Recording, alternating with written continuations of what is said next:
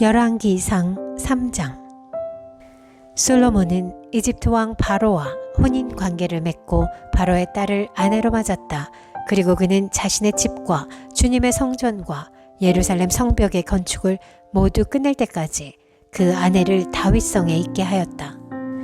주님께 예배드릴 성전이 그때까지도 건축되지 않았으므로 백성은 그때까지 여러 곳에 있는 산당에서 제사를 드렸다. 솔로몬은 주님을 사랑하였으며 자기 아버지 다윗의 법도를 따랐으나 그도 여러 산당에서 제사를 드리며 분향하였다. 기브온에 제일 유명한 산당이 있었으므로 왕은 늘 그곳에 가서 제사를 드렸다. 솔로몬이 그때까지 그 제단에 바친 번제물은 1000마리가 넘을 것이다. 한 번은 왕이 그리로 제사를 드리러 갔는데 그날 밤에 기브온에서 주님께서 꿈에 솔로몬에게 나타나셨다. 하나님께서 말씀하시기를 내가 너에게 무엇을 주기를 바라느냐 나에게 구하여라 하셨다. 솔로몬이 대답하였다. 주님께서는 주님의 종이요 나의 아버지인 다윗이 진실과 공의와 정직한 마음으로 주님을 모시고 살았다고 해서 큰 은혜를 베풀어 주시고 또 그 큰 은혜로 그를 지켜주셔서 오늘과 같이 이렇게 그 보좌에 앉을 아들까지 주셨습니다. 그러나 주 나의 하나님 주님께서는 내가 아직 어린아이인데도 나의 아버지 다윗의 뒤를 이어서 주님의 종인 나를 왕이 되게 하셨습니다. 나는 아직 나가고 들어오고 하는 처신을 제대로 할 줄 모릅니다. 주님의 종은 주님께서 선택하신 백성, 곧 그 수를 셀 수도 없고 계산을 할 수도 없을 만큼 큰 백성 가운데 하나일 뿐입니다. 그러므로 주님의 종에게 지혜로운 마음을 주셔서 주님의 백성을 재판하고 선과 악을 분별할 수 있게 해주시기를 바랍니다. 이렇게 많은 주님의 백성을 누가 재판할 수 있겠습니까? 주님께서는 솔로몬이 이렇게 청한 것이 마음에 드셨다. 그러므로 하나님께서 그에게 말씀하셨다.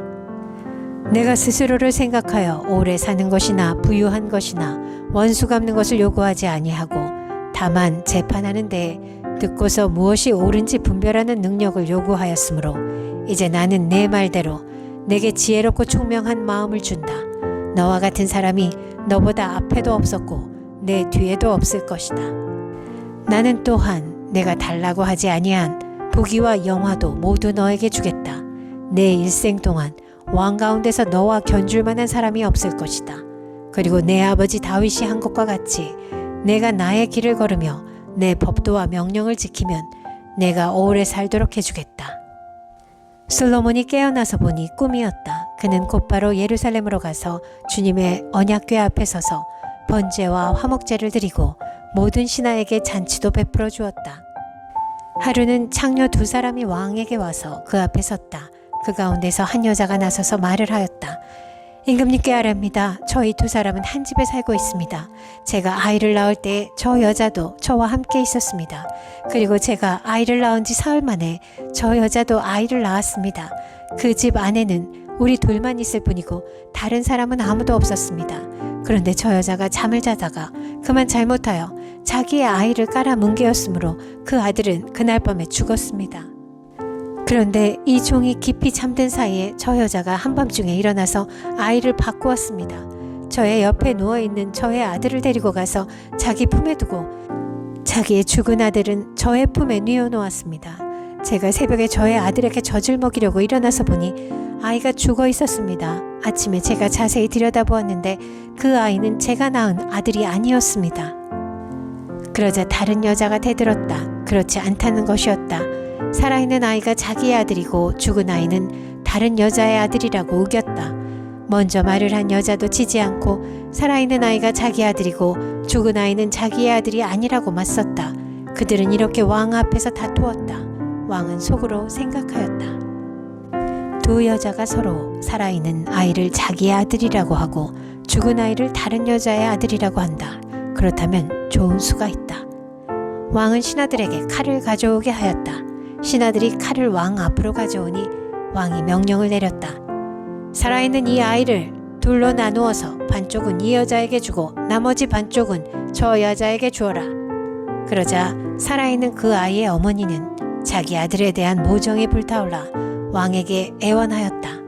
제발 임금님 살아있는 이 아이를 저 여자에게 주셔도 좋으니 아이를 죽이지는 말아주십시오. 그러나 다른 여자는 어차피 내 아이도 안 될 테고 내 아이도 안 될 테니 차라리 나누어 가지자 하고 말하였다. 그때 드디어 왕이 명령을 내렸다. 살아있는 아이를 죽이지 말고 아이를 양보한 저 여자에게 주어라. 저 여자가 그 아이의 어머니이다. 모든 이스라엘 사람이 왕이 재판한 판결 소식을 들었다. 그리고 백성들은 왕이 재판할 때에 하나님께서 주시는 지혜로 공정하게 판단한다는 것을 알고 왕을 두려워하였다. 열왕기상 4장. 솔로몬 왕이 온 이스라엘을 다스리는 왕이 되었을 때에 그가 거느린 고급 관리들은 다음과 같다. 사독의 아들 아사랴는 제사장이고 시사의 아들 엘리호렙과 아히야는 서기관이고 아힐루스의 아들 여호사밧은 역사 기록관이고 여호야다의 아들 브나야는 군사령관이고 사독과 아비아달은 제사장이고 나단의 아들 아사랴는 관리를 지휘하는 장관이고 나단의 아들 사붓은 제사장 겸 왕의 개인 자문관이고 아히살은 국내 대신이고 압다의 아들 아도니람은 강제 노역 책임자였다. 솔로몬은 온 이스라엘 지역에다가 관리를 지휘하는 장관 12를 두었는데 그들은 각각 한 사람이 한 해에 한 달씩 왕과 왕실에서 쓸 먹거리를 대는 책임을 졌다. 그들의 이름은 다음과 같다. 에브라임 산간 지역은 베누리 맡았다. 마가스와 사알빔과 베세메스와 엘론 베타난 지역은 벤데겔이 맡았다. 아르복과 소고와 헤벨 전 지역은 벤헤셋이 맡았다. 돌의 고지대 전 지역은 베나비나답이 맡았는데 그는 솔로몬의 딸 다밧의 남편이다. 다아낙과 무기또와 이스라엘 아래의 사르단 옆에 있는 베산 전 지역과 저 멀리 아멜 모홀라와 용노함에 이르는 지역은 아힐루스의 아들 바하나가 맡았다. 길르앗의 라못 지역과 길르앗에 있는 므낫세의 아들 야일의 모든 동네와 바산에 있는 아르곱 지역의 성벽과 높이장을 갖춘 60개의 큰 성읍은 벤게벨이 맡았다. 마하나임 지역은 이또의 아들 아히나답이 맡았다. 납달리 지역은 솔로몬의 딸 바스맛의 남편 아히마아스가 맡았다. 야셀과 아롯 지역은 후세의 아들 바하나가 맡았다. 이사갈 지역은 바루아의 아들 여호사밧이 맡았다. 베냐민 지역은 엘라의 아들 시므이가 맡았다. 길르앗 땅은 우리의 아들 게벨이 맡았다. 이곳 길르앗은 아모리 사람의 왕 시온과 바산 왕 옥의 땅이었다. 이 12 밖에도 온 땅을 맡아서 관리하는 장관이 따로 있었다. 유다와 이스라엘에는 인구가 늘어나서 마치 바닷가의 모래알처럼 사람이 많아졌지만 먹고 마시는 것에 모자람이 없었으므로 백성들이 잘 지냈다. 솔로몬은 유프라테스 강에서부터 블레셋 영토에 이르기까지 또 이집트의 국경에 이르기까지 모든 왕국을 다스리고 그 왕국들은 솔로몬이 살아있는 동안 조공을 바치면서 솔로몬을 섬겼다. 솔로몬이 쓰는 하루 먹거리는 잘 빻은 밀가루 30섬과 거친 밀가루 60섬과 살찐소 10마리와 목장소 20마리와 양 100마리이고 그 밖에 숫사슴과 노루와 암사슴과 살찐 새들이었다. 솔로몬은 유프라테스 강 이쪽에 있는 모든 지역 곧 딥사에서부터 가사에 이르기까지 유프라테스 강 서쪽의 모든 왕을 다스리며 주위의 모든 민족과 평화를 유지하였다. 그래서 솔로몬의 일생 동안에 단에서부터 브엘세바에 이르기까지 유다와 이스라엘의 모든 사람은 저마다 자기의 포도나무와 무화과 나무 아래에서 평화를 누리며 살았다. 솔로몬은 전차를 끄는 말을 두는 마국간 4만 칸과 군마 12,000피를 가지고 있었다. 그리고 솔로몬의 관리들은 각자 자기가 책임진 달에 솔로몬 왕과 솔로몬 왕의 식탁에 참석하는 모든 사람이 먹을 수 있도록 부족하지 않게 먹거리를 조달하였다. 또한 군마와 영마에게 먹일 보리와 보리집도 각각 자기의 분담량에 따라서 말이 있는 곳으로 가져왔다. 하나님께서 솔로몬에게 지혜와 총명과 넓은 마음을 바닷가의 모래알처럼 한없이 많이 주시니 솔로몬의 지혜는 동양의 어느 누구보다도 또 이집트의 어느 누구보다도 더 뛰어났다. 그는 어느 누구보다도 더 지혜로웠다. 예스라 사람 에단과 마홀의 아들 헤만과 갈골과 다르다보다도 더 지혜로웠으므로 그의 명성은 주위의 모든 민족 가운데 자자하였다. 그는 3,000가지의 잠언을 말하였고 1,005편의 노래를 지었고 레바논에 있는 백향목으로부터 벽에 붙어서 사는 우슬초에 이르기까지 모든 초목을 놓고 논할 수 있었고, 짐승과 새와 기어다니는 것과 물고기를 두고서도 가릴 것 없이 논할 수 있었다. 그래서 그의 지혜에 관한 소문을 들은 모든 백성과 지상의 모든 왕은 솔로몬의 지혜를 들어서 배우려고 몰려왔다. 열왕기상 5장. 드로의 히람 왕은 평소에 늘 다윗을 좋아하였는데 솔로몬이 그의 아버지 다윗의 뒤를 이어 왕으로 기름 부음을 받았다는 소식을 듣고 솔로몬에게 자기의 신하들을 보냈다. 그래서 솔로몬은 히람에게 사람을 보내어 말을 전하였다. 임금님께서 아시다시피 나의 아버지 다윗 임금은 주 하나님을 섬기면서도 주님께서 원수들을 그의 발바닥으로 짓밟을 수 있게 하여 주실 때까지 전쟁을 해야 했으므로 자기의 하나님이신 주님의 이름을 찬양할 성전을 짓지 못하였습니다. 그런데 이제는 주 나의 하나님께서 내가 다스리는 지역 온 사방에 안정을 주셔서 아무런 적대자도 없고 불상사가 일어날 일도 없습니다. 이제 나는 주님께서 나의 아버지 다윗 임금에게 내가 내 왕위에 너를 대신하여 오르게 할 내 아들이 내 이름을 기릴 성전을 지을 것이다 하고 말씀하신 대로 주 나의 하나님의 이름을 기릴 성전을 지으려고 합니다. 그러므로 이제 명령을 내리셔서 성전 건축에 쓸 레바논의 백향목을 베어서 주시기 바랍니다.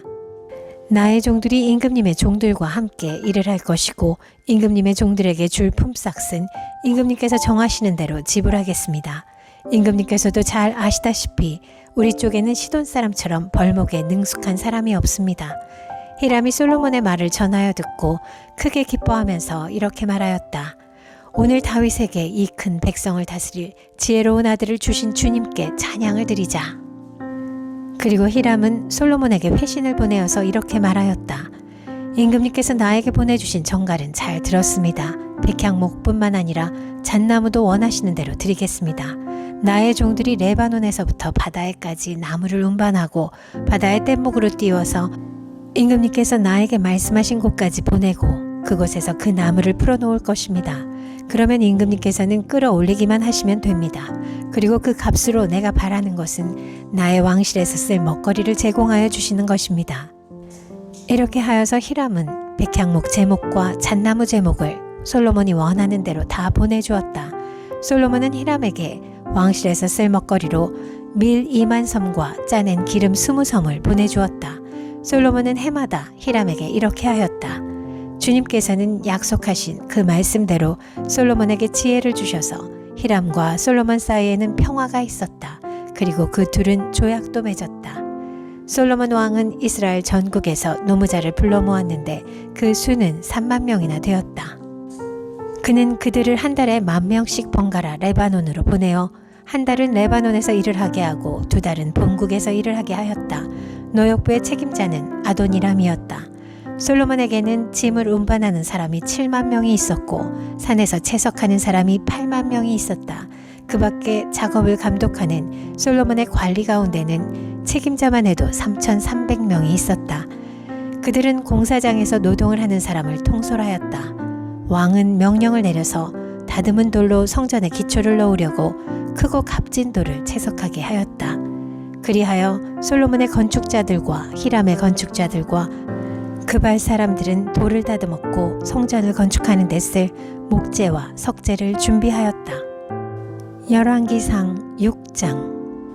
이스라엘 자손이 이집트 땅에서 나온 지 480년, 솔로몬이 이스라엘의 왕이 된 지 4년째 되는 해 15월 곧 둘째 달에 솔로몬은 주님의 성전을 짓기 시작하였다.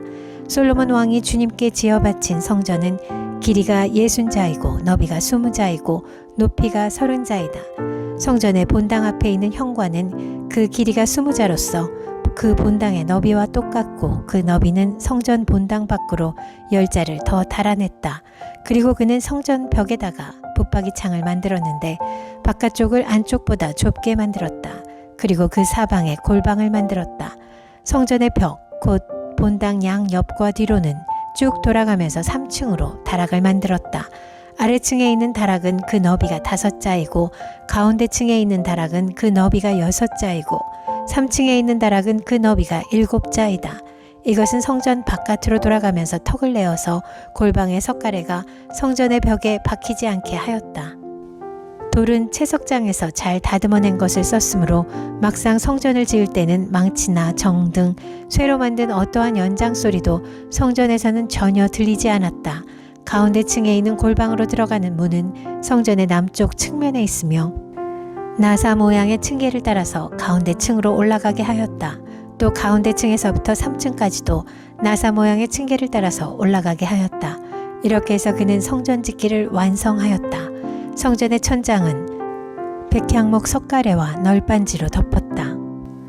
또한 성전 전체에다가 돌아가면서 높이가 저마다 5자씩 되는 다락을 지었는데 백향목 들보로 성전에 연결하였다. 주님께서 솔로몬에게 말씀하셨다. 드디어 내가 성전을 짓기 시작하였구나. 내가 내 법도와 율례를 따르고 또 나의 계명에 순종하여 그대로 그것을 지키면 내가 내 아버지 다윗에게 약속한 바를 내게서 이루겠다. 또한 나는 이스라엘 자손과 더불어 그들 가운데서 함께 살겠고 내 백성 이스라엘을 결코 버리지 않겠다. 솔로몬이 성전 짓기를 마쳤다. 성전의 안쪽 벽에는 바닥에서 천장에 닿기까지 벽 전체에 백향목 널빤지를 입히고 성전의 바닥에는 잣나무 널빤지를 깔았다. 성전 뒤쪽에서 앞쪽으로 20자를 재어서 바닥에서부터 천장의 석가래에 이르기까지 백향목 널빤지로 가로막아서 성전의 내실 곧 지성소를 만들었다.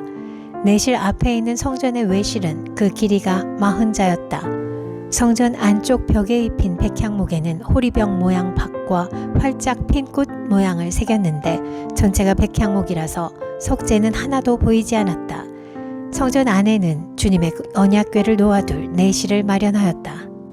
성전의 내실 곧 지성소는 길이가 20자, 너비가 20자, 높이가 20자이고 순금으로 입혔으며 백향목 제단에도 순금으로 입혔다.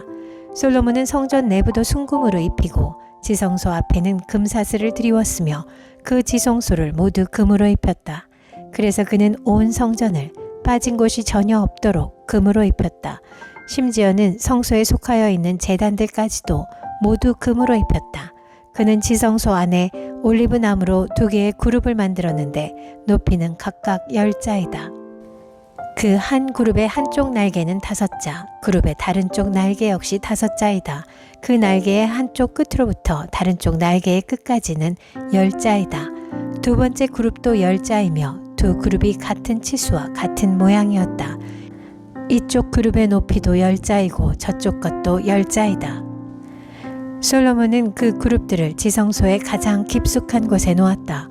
그룹들의 날개는 펴져 있어서 이쪽 그룹의 한 날개가 저쪽 벽에 닿았고 저쪽 그룹의 한 날개는 이쪽 벽에 닿았다.